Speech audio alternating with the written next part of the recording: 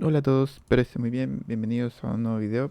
En esta oportunidad vamos a estar trabajando con una nueva estructura de modelo que se llama Blip, el cual fue diseñado por Salesforce y básicamente permite trabajar con estructuras multimodales manipulando texto e imágenes.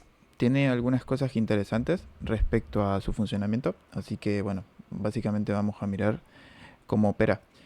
Em, para esto pues simplemente vamos a estar utilizando algunas librerías em, que ya hemos usado antes, Transformers, Bits and Bytes y Accelerate, porque vamos a agregar el modelo de forma cuantizada para que no colapse la RAM. Antes de mirar un poquito lo que es la estructura y cómo opera, vamos a entender qué hace. Este modelo, sus iniciales significan Bootstrapped Language Image Pre-Training. Y básicamente lo interesante de este modelo es que tiene dos componentes que son fijos, uno que se llama un Image Encoder y otro que es un LLM. Y lo que se hace es que se entrena una estructura que se llama QFormer. Y ese Q viene de query y former porque básicamente permite interconectar las dos estructuras. La idea de este modelo es que básicamente pueda asociar texto con imágenes y también pueda generar texto para imágenes. Entonces es una herramienta bastante útil para lo que se llama VQA o Visual Question Answering.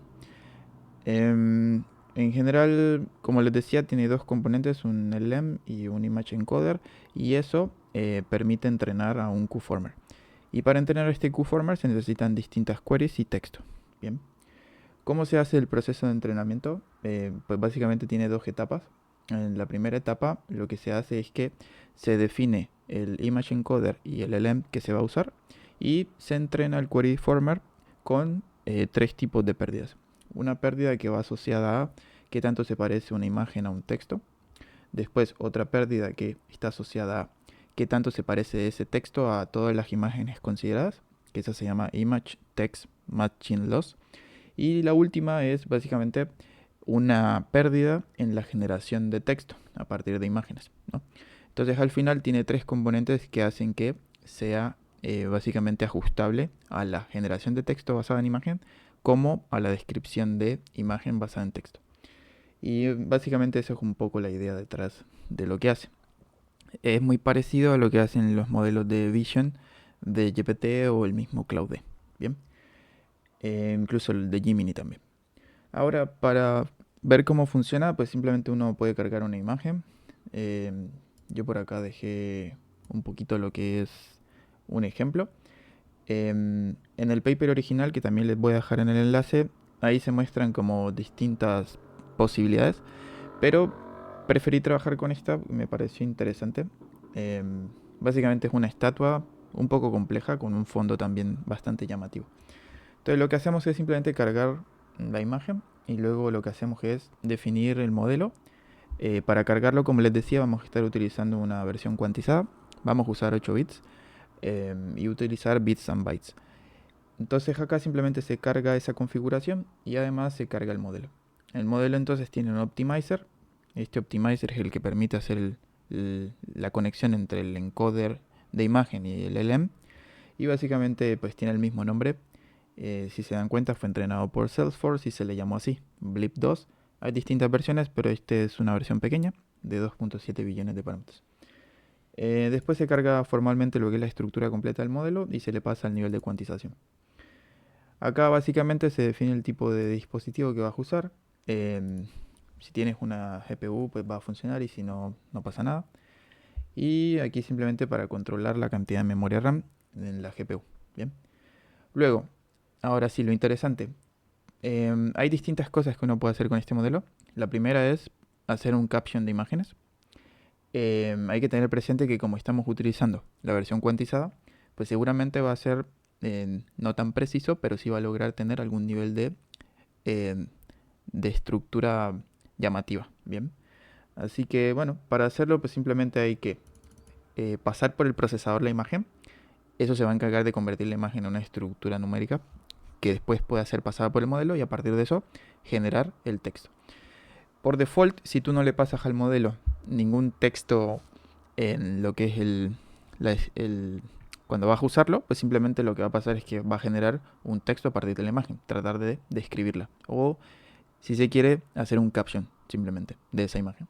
Entonces por acá lo único que hace uno es definir la imagen, luego la pasa por el modelo, define una cantidad de tokens y luego hace un proceso de decoding para básicamente imprimir los tokens que salen.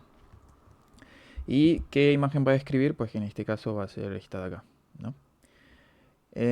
Si se dan cuenta, acá dijo básicamente que, claro, el Singapore Merlion.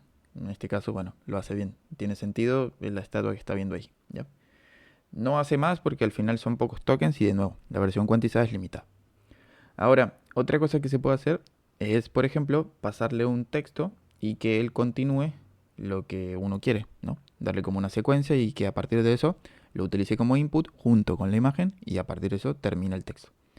Entonces, pues lo único que hay que hacer es definir el texto, luego pasar por el procesador, además de la imagen, al texto, porque permite las dos cosas. Y fíjense que acá está text igual a prompt. Y lo demás es exactamente lo mismo, no cambia nada. El modelo va a procesar eso y va a sacar una salida, ¿no?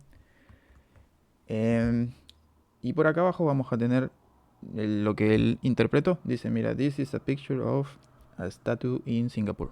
Ok, lo hace bien, tiene sentido, no es tan loco. También puedes hacer en español, pero seguramente no va a ser tan preciso. Yo por aquí hice un ejemplo.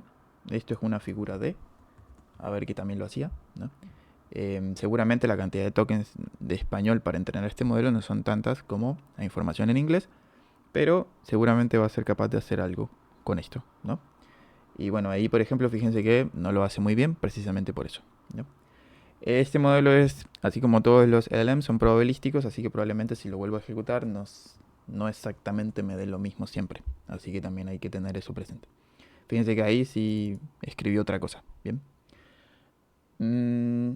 Y también incluso puedo preguntarle otro tipo de cosas. Por ejemplo, quiero que me diga cómo ve el clima acá, ¿no? Eh, Aquí, por ejemplo, le dejé este texto y básicamente va a comenzar a describir lo que él entiende, ¿no? Y por ejemplo, fíjense que acá no lo hace muy bien, ¿ok? Algunas de las limitaciones que tiene. Ahora, otra cosa que uno puede hacer es utilizar la estrategia de BQA, que es pasar una pregunta y que te dé una respuesta. Eso lo hace que en teoría dé algo más cerrado y que no invente. Entonces lo único que hay que hacer es, en vez de colocar en el prompt un texto para que complete, colocas esta estructura, pregunta y luego respuesta. Y básicamente es exactamente lo mismo, le puedes dar una cantidad máxima de tokens a generar pequeña para que no esté alucinando. Y por ejemplo, aquí le pregunté, oye, ¿qué ciudad es la que está acá? Me dice Singapur, no hay problema con eso. Y una última cosa que también puede hacer es, puedes establecer estructuras de conversación, así como flujos de usuario y bot. Y eso bastante similar a lo que hace GPT, donde claro, aquí hay algo que yo pido y esta es la respuesta que me dice el modelo. Luego vuelvo a preguntar otra cosa y me dice esto. Y en base a eso, ese es el contexto. Y ahora puedo utilizar esta pregunta nueva con un template para que me la responda, ¿no? Y bueno, básicamente aquí lo que se hace es un join para que eso básicamente se concatene y quede de esta forma, ¿no? Pregunta, respuesta, pregunta, respuesta, pregunta, respuesta. Y esta última es la que tiene que responder, ¿no? Aquí, por ejemplo, le quiero preguntar que básicamente de dónde viene el nombre Merlion, ¿no? Y me tiene que dar una respuesta sobre eso. Entonces, de nuevo definí solo 10 tokens de salida y me dice, mira, Merlion es una criatura mística, así se ha definido. Ok. Y ya por último, si queremos probar con otras figuras, pues simplemente por acá traje otra imagen que tenía previamente cargada. Y de nuevo, si no le doy nada, solamente para que haga el image captioning, me va a dar el resultado de que entiende por lo que hay aquí. Y básicamente dice, mira, es básicamente un muelle que se mueve a lo largo de un lago. Ok, tiene sentido. Ahora le hago un prompt para que termine de completar y digo, en esta figura la, la característica más prominente es, seguramente me va a decir que es el muelle o el lago, ¿no? Porque es lo que más se ve. Y bueno, aquí dice, sí, efectivamente, The Dock. Y es la estructura más prominente en la imagen. Y ya por último, le hice una pregunta de, oye, ¿cuál podría ser la ciudad o país donde esto puede estar ocurriendo? Vamos a preguntarle sobre el país, a ver si es capaz de hacerlo. y dice, mira, en Canadá, ¿ok? Puede que tenga sentido. Y ya la última parte, pues hacer una estructura de chat, pues acá le hago una pregunta, me da una respuesta y luego le hago una pregunta un poquito más compleja de por qué. Y seguramente me va a dar alguna razón, ¿no? De por qué esa es la estructura más prominente. Me va a decir porque, claro, efectivamente eso es lo que él ve. Y bueno, después le pregunto sobre eso mismo, que si ve algo más interesante, además del muelle. Y vamos a ver qué responde. Me dice que no ve nada, ¿ok? Bueno, y de esa forma se puede utilizar lo que es el modelo Steply. Es una estructura bastante interesante y seguramente va a tener más avances en el futuro. Y bueno, nada, eso sería básicamente todo por este video. Espero que haya sido claro y nos veremos la próxima. Que esté muy bien.